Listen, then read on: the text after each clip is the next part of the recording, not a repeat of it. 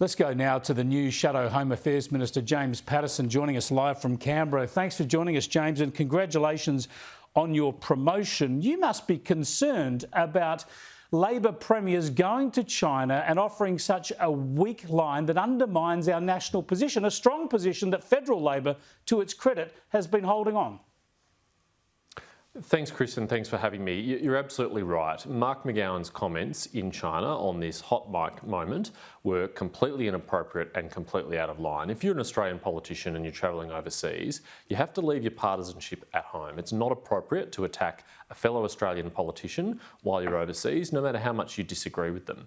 But what's even more disturbing about this, Chris, is that before Mark McGowan left, the family of Cheng Lei appealed to him to raise her case while he was there in China, meeting with senior Chinese officials.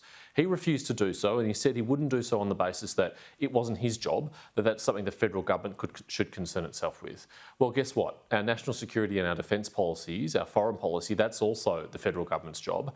But he seems very happy to weigh in on that while he's in China at the expense of his fellow Australians. It seems to me that he's not uncomfortable raising sensitive issues in China, he's just uncomfortable raising things that the Chinese government wouldn't approve of. And he's very comfortable raising sensitive issues if the Chinese government does approve.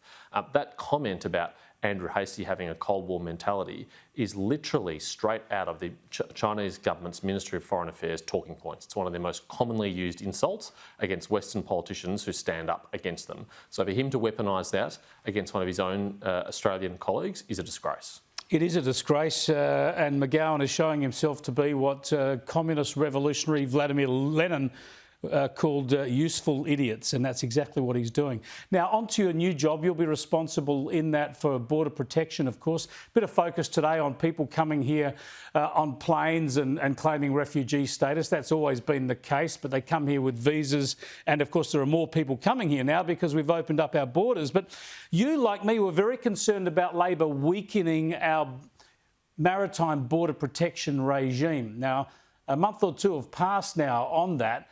Are there any signs that there has been any revitalisation of the asylum, the people smuggling trade, or does it seem that Labor's been able to do this without giving the people smugglers a green light? Chris, you're absolutely right to raise that story today, which came about due to the hard work of my colleague and the Shadow Immigration Minister, Dan Tehan, who identified, despite Labor in opposition attacking us for not dealing with the large number of arrivals via plane, even more people have come via plane under them and they've done nothing about it. They've deported virtually no one, regardless of their eligibility. So they're really failing on their promise to protect Australia's borders.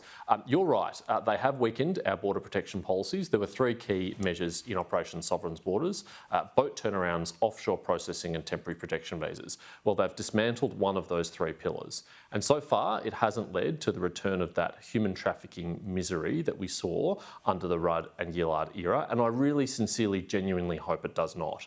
But I fear that it will, because a chink in the armour has opened up. And all it takes is the people smugglers and their evil trade to seek that opportunity, to sell that opportunity and to take advantage of it. And they could start again, and it will be the Labor government's fault if it does. We've got to be vigilant on that, but so far, thankfully, fingers crossed, no signs of any consequence from that weakening.